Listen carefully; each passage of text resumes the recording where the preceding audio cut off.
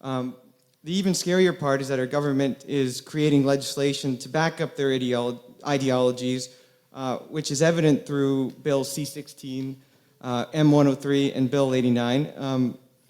So my question is, what do you think the end game is in all of this? Because it seems every year... We're in the process of finding that out.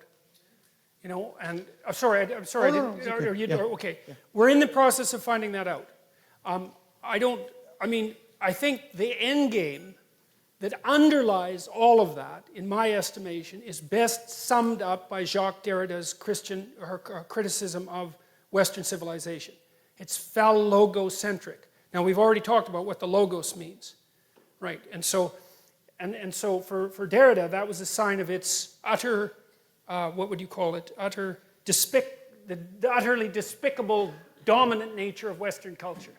Well, that's what animates the postmodernists. Now, they may not know that because an ideology gets fragmented across its adherents, and then it only acts as the coherent ideology when all those adherents come together in a mob. And then you see the animating spirit. So, I think that there's a battle going on that's a battle exactly at the level that Derrida described, and that's a theological battle with a philosophical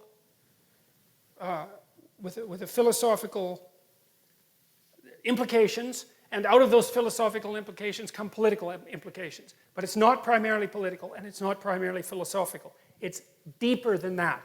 And the postmodernists are out, their criticism was designed to be fundamental. And it also emerged out of Marxism.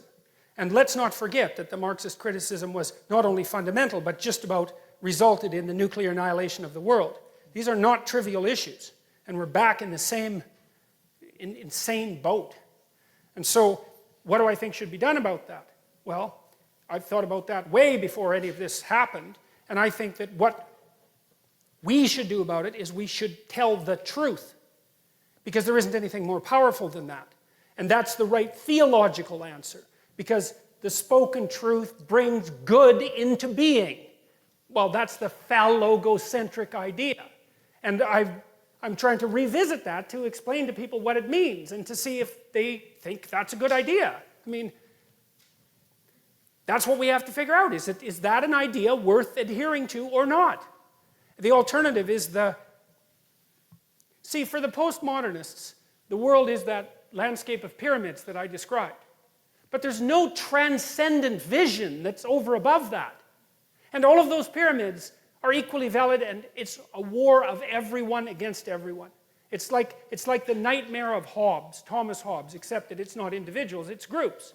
And everyone's a group. You're a group. You're whatever your group is. It's like, that's death, as far as I'm concerned. It's utterly reprehensible. And we better sort it out, because if we don't sort it out, we are bloody well going to pay for it. So... Thank you.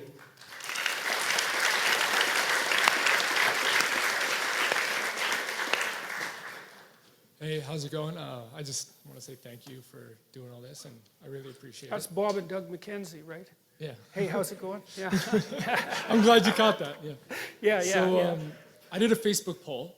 Yeah. Some people who are familiar with your work, and a question kind of rose to the top, like just right out of the blue. It was spectacular. And what it was, you didn't really touch it here, but you touched it a bit in your lectures. It was about integrating the shadow. Yep. And one of the main questions was, how does one go about that, especially in the modern world? You know, like, we're usually sheltered from anything resembling that kind of concept.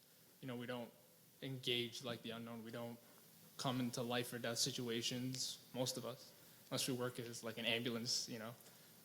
Well, that's one thing you can do. Well, that is one thing you can do, you know, is that you can search out experiences that put you there. That's you know, because, well, you can do that as a volunteer, for example. I mean, you can, one of the things I saw once, it was in Montreal. I was in this outdoor mall in Montreal on St. Hubert, and I saw this great big 17-year-old kid, you know, and he had a mohawk, and he was dressed in leather, and with, you know, studs, and like he was doing the modern barbarian thing, and he had it really down. And you know, he's standing in the corner with 2 pink shopping bags, eh? So I was looking at him, and I thought, you know, if someone offered him the opportunity to drop those goddamn sleeping bags or shopping bags and go fight with ISIS, he'd be there in a second. Yeah. Right, because what the hell is some monster like that doing standing on the corner of St. Hubert holding 2 pink shopping bags? Thank you So, very much. I mean, so some of it is that you need to find out where you can push, where you need to find out that edge that you can push yourself against. And it's going to be different for different people. But that's the call to adventure and heroism. And there are life and death situations everywhere around you if you want to involve yourself in them. Now, sometimes that might be like to put yourself together to the degree that you can, say physically or spiritually or intellectually. It could be an intellectual battle. It could be a moral battle. Like the frontier is everywhere. The frontier is just the edge between what you know and what you don't know. You want to put yourself on that damn edge and make yourself into something. And you can retreat into comfort in the modern world. And I think that is a problem. You know, I mean, I've noticed that it's one of the pathologies of wealth, I would say, because one of the problems with being relatively wealthy if you're a parent is that you cannot provide your children with necessity. And that's a big problem because they need necessity to call them into being. And, you know, if you don't have a lot of material resources and your children ask you for something, you can say no because no is the answer. It's like, no, we can't do that. But if you can say yes, then it's really hard to say no because then you're just arbitrary. Well, I don't know. It's like Kierkegaard said, you know, there will come a time when we have so much security and comfort that what we'll want more than anything else is deprivation and challenge. And I think that's particularly what young men want. Now, I think that's partly because young women, they're stuck with that anyways.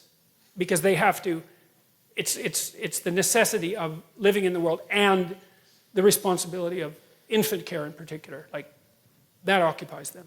Men have to do it voluntarily. Women now too because of the birth control pill, but you know, that's 30 years ago. We hardly have to talk about that at all yet. So, Thank you so much. Yeah.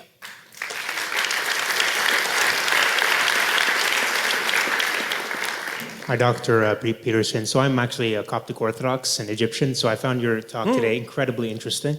I've also taken a deep interest in the early church fathers, and as you were talking about hierarchies, I hearken back to St. Athanasius and the idea of theosis that you brought up last time, that God became man so that man can become like God. So I was thinking about this in terms of the hierarchies, and is that an example of how the top of the pyramid, the hierarchy, sort of gets inverted or descends to the bottom and brings it up and to the top, and that's sort of an attraction of Christianity? That's sort of made Christianity such a powerful idea. What are your thoughts on that?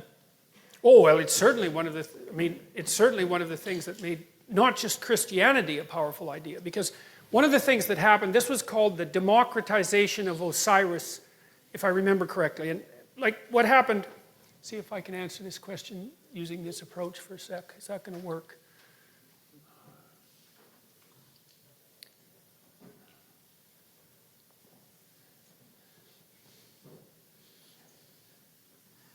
I don't know if I can answer that question that way. The part of the attraction of Christianity, but this was something that emerged across time, was the notion that even if you were in a lowly position, that there was something about you that was akin to the divine. And now, you might say, well, that's just wish fulfillment. That's what Freud would say. That's what Marx would say, right? The opiate of the masses. I tweeted yesterday something I thought was pretty funny, which was that, like, religion was the opiate of the masses, but that Marxism was the methamphetamine of the masses. So I think the attraction was that it allowed people to recognize their intrinsic dignity. And one of the things I've been thinking about is the juxtaposition between Genesis 1 and Genesis 2, because what happens in Genesis 2 is that human beings collapse and fall, right? And then we're these fallen creatures that know evil. But in the beginning, in Genesis 1, it's really an optimistic story because it says, well, we're the sorts of creatures that partake in the calling forth of being from chaos. And that's in our essential nature. And to some degree, if you juxtapose both of those, it's as if that's the entire biblical story rammed together in the first 2 chapters, which is partly why we're taking so long to get through this, by the way, is that to return to Genesis 1 is the antidote to Genesis 2. It's like to continue to act out the doctrine that You're made in God's image. And that means that you're capable of speaking good being into existence through truth. And that's also the antidote to the fall, which I think is actually the fundamental narrative message of the entire biblical structure. And I also think of Western civilization, for that matter. So there's a nobility, and this is also why I think Nietzsche was fundamentally wrong in his criticism of Christianity, because he thought about it as slave morality. You know, the vengeance of the bottom against the top. That's more historical than theological. It's like it gives dignity. It illuminates the dignity of the human being. And it requires responsibility. So it's not just wish fulfillment. It's not Freudian wish fulfillment. The Freudian theory, which I thought about a lot, is not tenable in my estimation. It also doesn't account for the existence of hell. Because if it's only wish fulfillment, why bother with hell? I mean, it's a lot more. If you're really going to just fulfill a wish, it's like everybody gets to go to heaven no matter what they do. You don't have hell, which was, of course, something absolutely terrifying to medieval Christians, and to plenty of people now, for that matter. So it's the nobility. It's the idea of the nobility that I think is deeply attractive to people. And that's all there is. I mean, what you have to fight against your worm-like, fragile, mortal existence is the possibility of transcending that with nobility of speech and act. That's what you have. And who can hear that without feeling ennobled by that? Now, you might say, well, you might shudder and say, well, I can't bear the responsibility. It's like, well, fair enough, man. You know, I mean, that's a reasonable criticism, but the consequence of not bearing the responsibility is, that's hell, really. So. Thank you.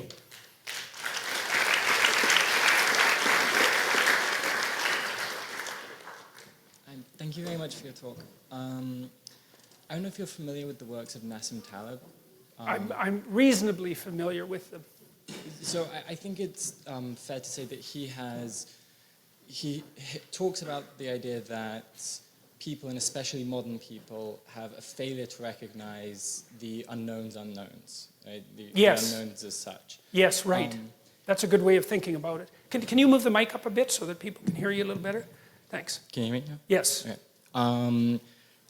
Well, I was wondering, do you think that failure might be in some way related to the way that modern people fail to relate to the idea of God? So, in the sense that,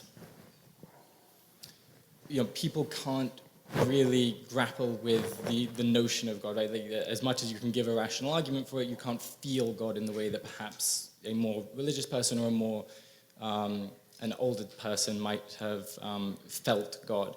Do you think that inability to recognize the unknown unknowns might play into that? You know, well, so that seems to me related to this idea of the absence of necessity. So, something like that is that, you know, because I think that what you're making a claim, maybe tell me if I've got it wrong, that if you're sheltered too much, then it also separates you from anything that's divine. I guess that might be right, because there's not enough intensity of experience. It's something like that. Is that part of the issue? It might be more related to the idea of like realizing the absolute infinitude of what you don't know, like the mysterium tremendum, like that kind of. You know, if you believe that through statistical analysis you can get everything under control, and you genuinely believe that at some point you'll get it all under, you know. Yeah. wraps, Okay. Well. So well, that's also, I think, part of the danger of rationality that the Catholics have been implicitly warning against forever, is that the rational mind tends to fall in love with its own productions and then to worship them as absolutes.